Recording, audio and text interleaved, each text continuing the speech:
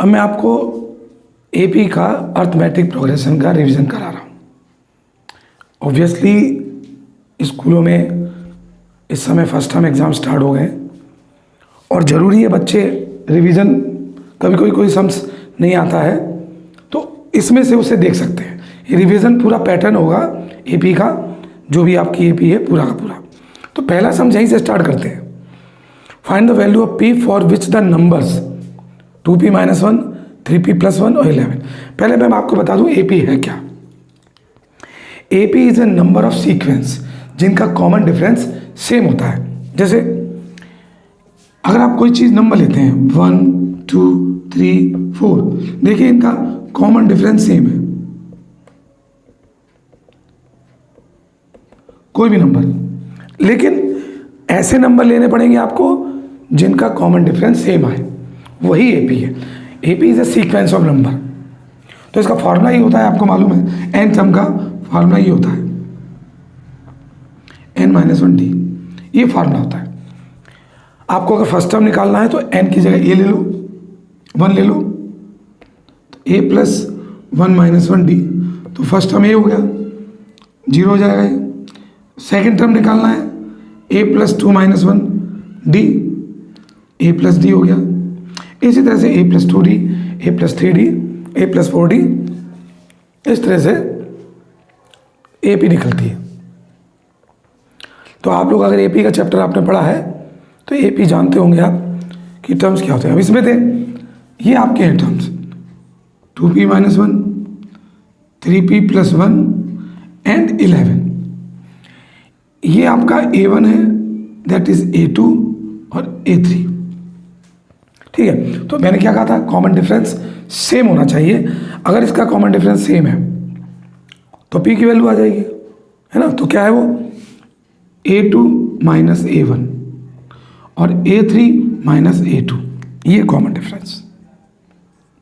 CD इसे बोलते हैं कॉमन डिफरेंस। यहां से ले लेते हैं हम, a2 क्या है, 3p + 1 और a1 क्या है, 2p - 1 इक्वल। अब a3 क्या है, 11 और a2 3p + 1, ये आपका है। ठीक है, 3p + 1 माइनस, ओपन करेंगे साइन चेंज होगा, 11 - 3p - 1, ओके। p + 2 और ये घट जाएगा +10, इसे इधर ले आओ, इसे इधर ले जाओ, p + 3p एंड 10 - 2, 4p = 8। तो p = क्या हो गया, 2। तो p की वैल्यू 2 है, इसलिए AP ये सीक्वेंस में है, इसलिए AP में है। ठीक है, तो ये एक तरीका ये है। Second question, which term of AP 21, 18, 15 is minus, मतलब -21 एन टर्म है, लास्ट टर्म। तो कहते हैं -81 वो कौन सा टर्म्स है, यानी कि n आपको फाइंड आउट करना है, n आपको फाइंड आउट करना है। तो देखो an क्या हो गया आपका, -81, a फर्स्ट टर्म 21 है और d बताया था मैंने, इसमें से इसे लेस करेंगे, ये हो गया -3। अब n टर्म क्या होता है, n टर्म का फॉर्मूला ऑफ n टर्म ये होता है an, a + n - 1d, है ना। तो an क्या है आपका, -81, a क्या है आपका 21, n पता ही नहीं आपको तो n ऐसे ही रख देंगे हम, और d क्या है आपका -3। सबसे अच्छा तरीका है कि इसको इधर ले आओ, मल्टीप्लाई कर सकते हो आप, इसको इधर ले आओ, तो ये प्लस का है -3 आगे आ जाएगा, 2 एंड 10, 1 0 2 हो गए, -3, माइनस से माइनस काट दिया आपने।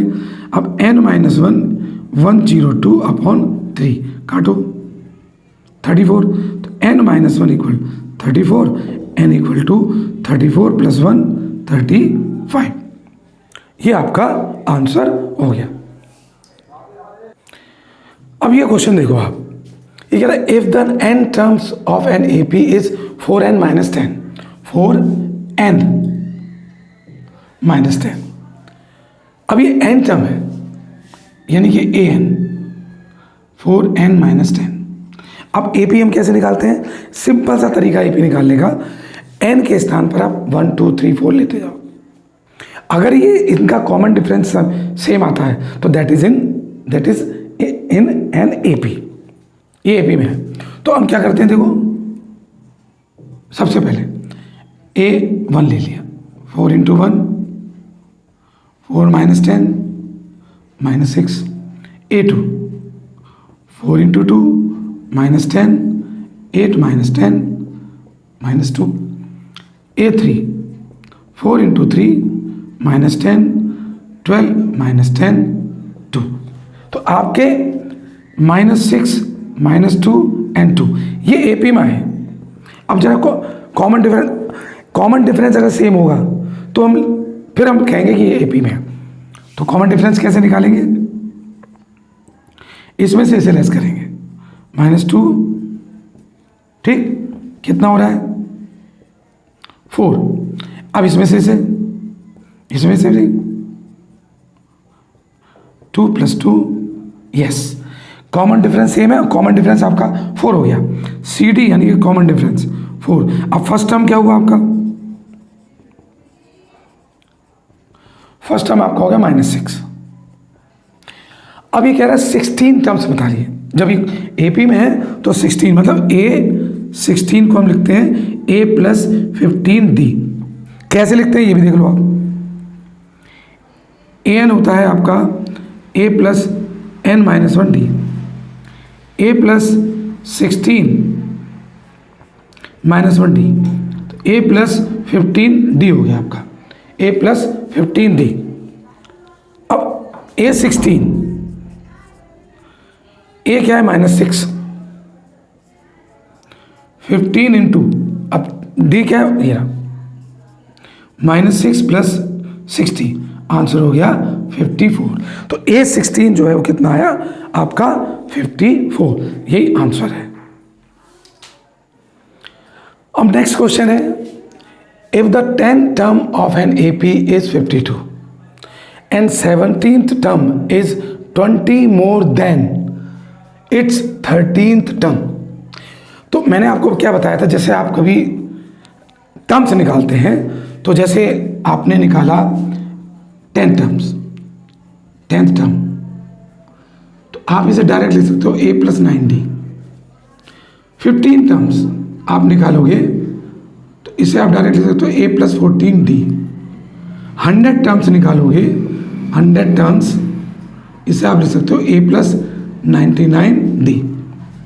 डायरेक्ट ऐसे कर सकते हो। अब इसी तरह से देखो 10 टर्म्स को कैसे लिखेंगे, A10 जो है वो है आपका A + 9D और वो कितना है 52। फर्स्ट इक्वेशन आ गई। अब कह रहा है 17 term is 20 more than it's 13 terms. तो 17 टर्म्स A17, 30 मोर देन किससे, 13 से, ये हो गया। 17 टर्म जो है वो 13 टर्म से 30 ज़्यादा है, 30 ज़्यादा, मोर मतलब ज़्यादा। अब A17 जैसे वहाँ से बनाया था हमने, एक कम हो जाएगा, A + 16D, 30 A + 12D हो गया। अब देखो A से A कट गया, 12D को उधर ले आओ और ये 30, कितने बचेंगे 4D। अब 20 है, सॉरी यहाँ 20 है, 20, तो 4 5 20, तो D की वैल्यू कितनी आ गई 5। अब इस D की वैल्यू आप यहाँ रख दो, A की वैल्यू आ जाएगी। तो put the value of D in equation first में रखेंगे। फर्स्ट इक्वेशन क्या है, a plus 9d equal to 52।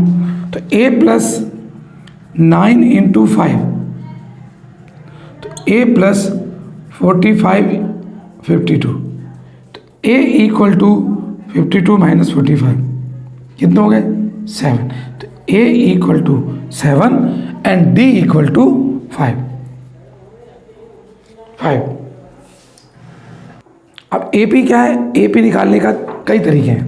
देखो जैसे फर्स्ट टर्म ये है, इसमें 5 जोड़ दो। मैं आपको तरीका बताता हूँ डायरेक्टली। जैसे फर्स्ट टर्म है 7, इस 7 में 5 जोड़ दो। 7 और 5 कितने हो गए 12, फिर 12 में 5 जोड़ दो, 17 हो गए, 17 में 5 जोड़ दो। एक तो ये तरीका होता है। हाँ, तो अब देखो ये 7, 12, 17 और 22 एक ही तरीका होता है। एक और तरीका है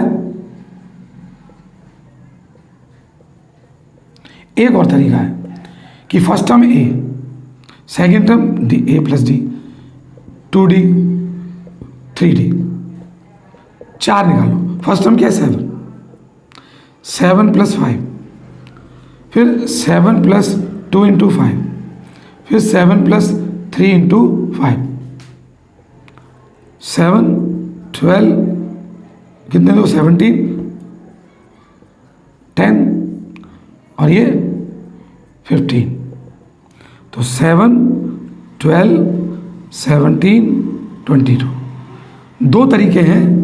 फर्स्ट ये एंड सेकेंड ये AP निकाल लेंगे, वो शॉर्ट में जल्दी हो जाता है। इसके लिए माइंड की ज़रूरत है। आपको जोड़ना क्या है, हर एक में यहाँ 7, फिर 12, फिर 12 में 5 फिर 17 में 5, इस तरह से 7, फिर 7 में 5 ऐड करेंगे, फिर 12 हो जाएगा, 12 में 5 ऐड करेंगे, 17 5 ऐड करेंगे। इस तरह से आप AP फाइंड आउट कर सकते हैं। अब एक और सम से देखो, find the sum of 2 middle most terms. Sum का मतलब ये सम का क्वेश्चन नहीं है AP का, है ना, middle most terms of the AP। तो देखो आपको मालूम है फर्स्ट टर्म कौन सा है, ये रहा, और लास्ट टर्म यानी कि an 4 1/3 13/3 ये हो गया। अब कॉमन डिफरेंस निकालेंगे हम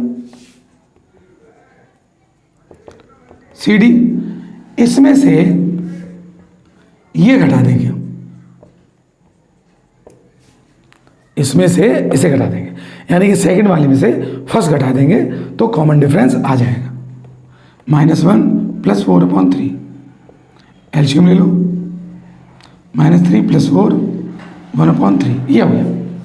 ठीक, अब क्या करेंगे, अब n टर्म निकालते हैं हम,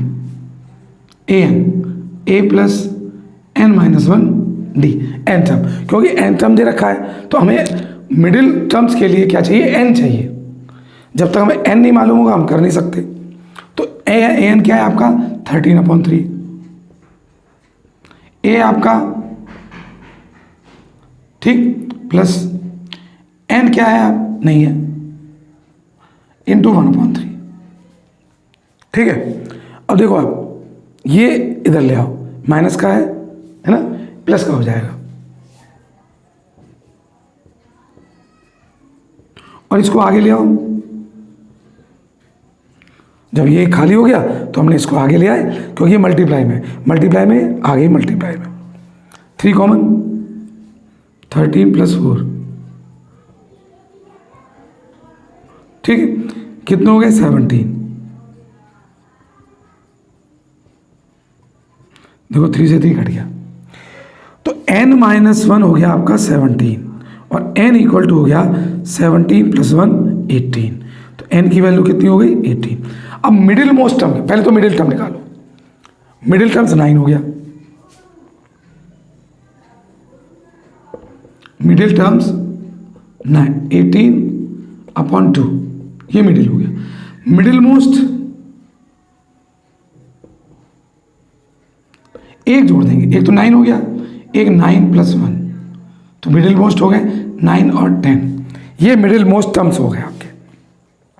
तो इन दोनों का सम निकालना है, ये टर्म्स हैं, n की वैल्यू है, तो इनका वो कौन सा है मिडिल मोस्ट टर्म्स, वो निकालना है हमें। A9 प्लस A10, हाँ, तो A9 क्या मतलब होता है, A9 का मतलब है, यहीं से कर देता हूं मैं,